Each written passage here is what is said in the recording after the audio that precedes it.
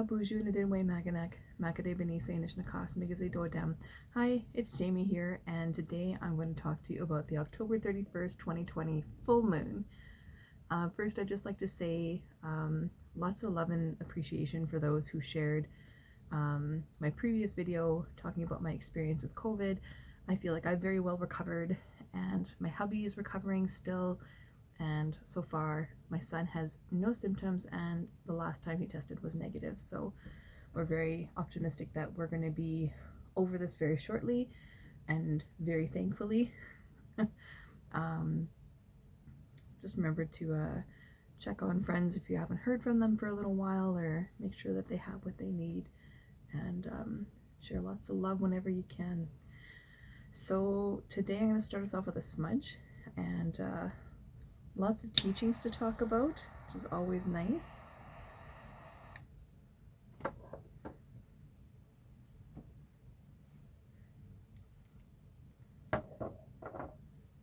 So I spent some time today up at 5 o'clock this morning, and looking at our grandmother moon. Very beautiful, very full already this morning.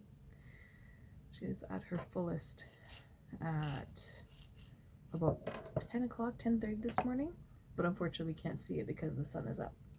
But that's okay.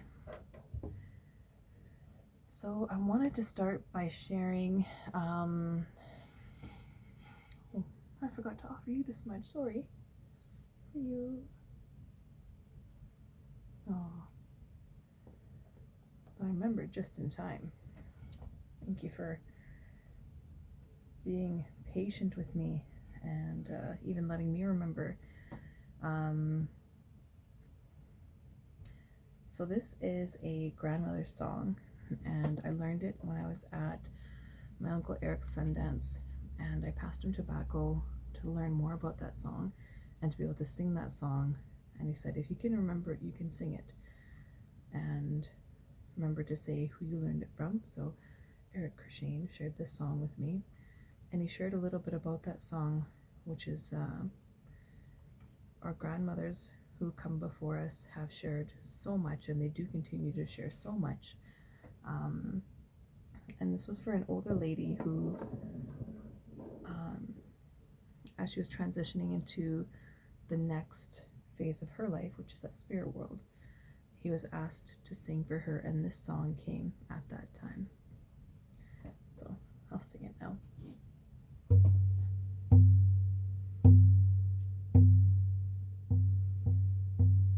Way ha hey ha how yo hey. Way ha how yo hey. Way ha how yo hey yo. Me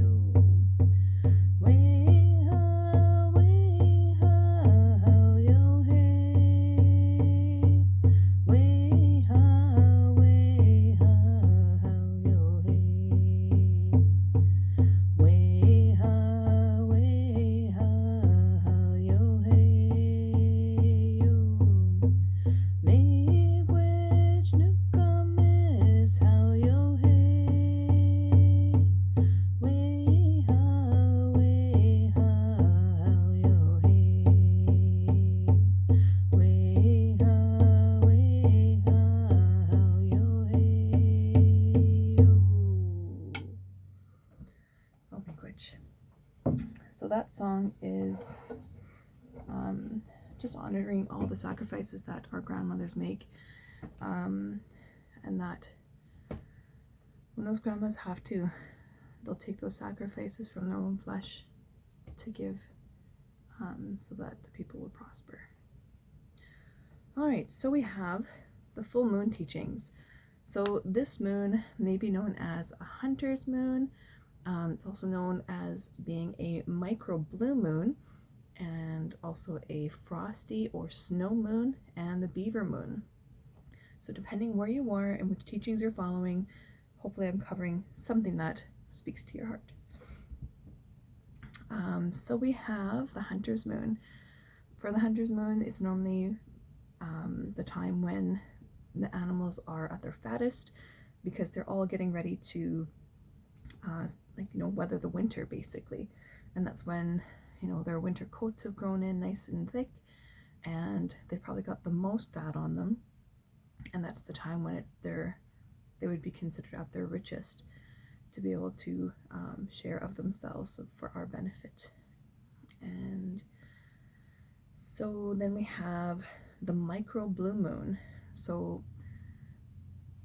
a blue moon only happens once in a while, and a micro blue moon happens when the blue moon happens when the moon is at its farthest away from the earth, and that it'll actually look a little bit smaller in the sky. So earlier this year we were treated to several super moons where the moon looked actually bigger and brighter because it was closer to Earth.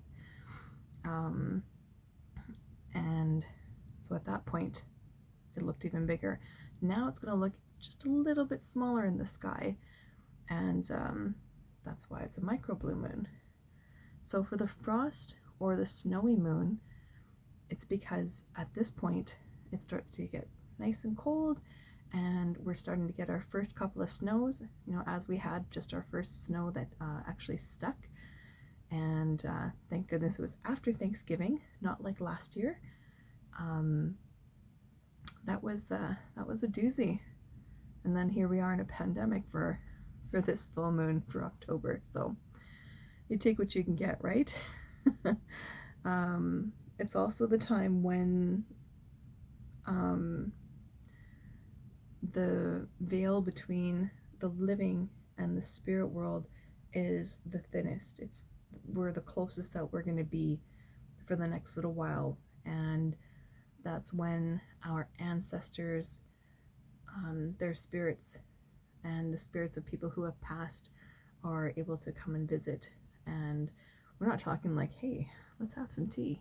We're talking more like in your dreams, or you can feel their presence nearby. This would be one of the reasons why we actually feast them at the beginning of the equinox, for the beginning of fall.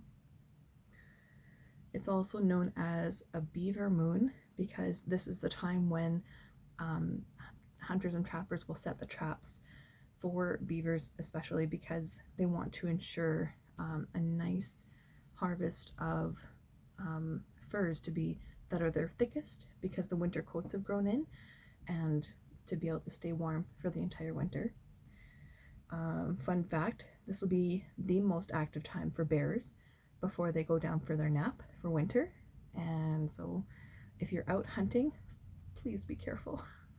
Make lots of noise that, the other animals won't hopefully be scared of, but that the bears know that you're there.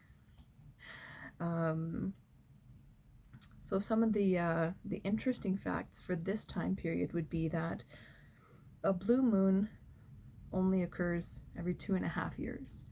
So that's why the old saying is, it only happens once in a blue moon. Your mom never lets us do this, but we're going to have candy for dinner tonight, for example. And the last time there was a full moon on Halloween was like in the 1940s. So it was actually quite a while ago. So this is making it one of the most special full moons for Halloween. And there's that part. The next full moons aren't supposed to happen until 2023, 2026, and 2028. So it's going to be a little while. The next blue moon, full moons, I should say. And then last month was the gathering moon, and now people are starting to settle in, they're starting to nest and to get real cozy, and they're starting to craft and starting to make lots of beautiful things.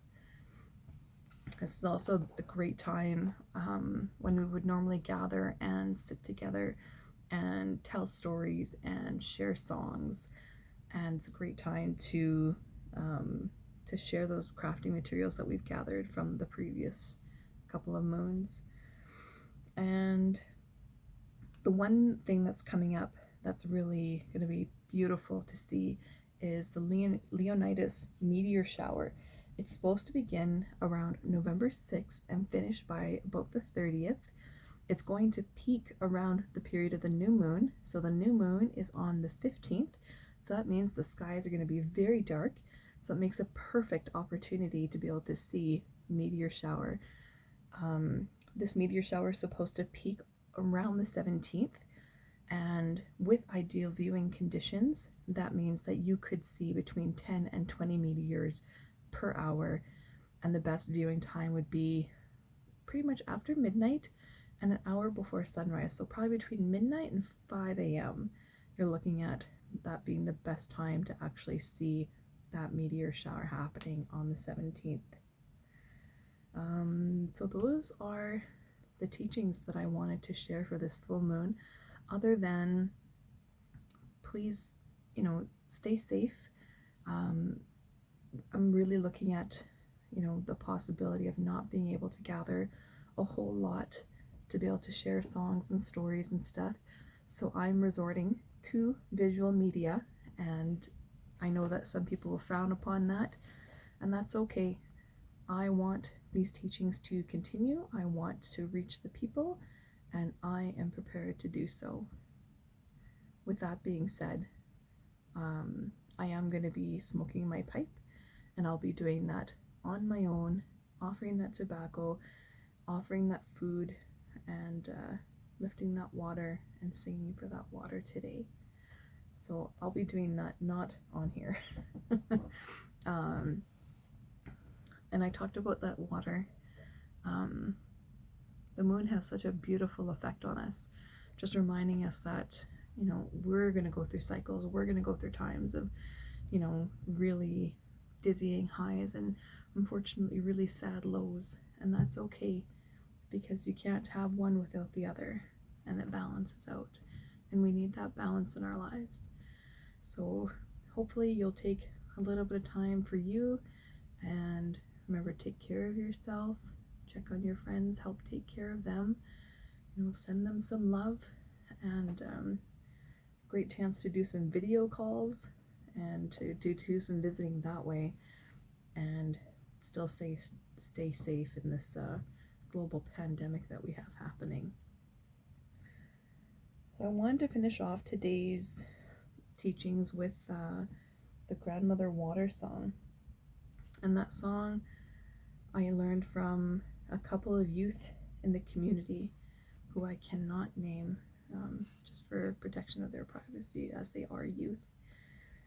And I just wanted to share that I loved watching these two young girls sing, and it was from the heart.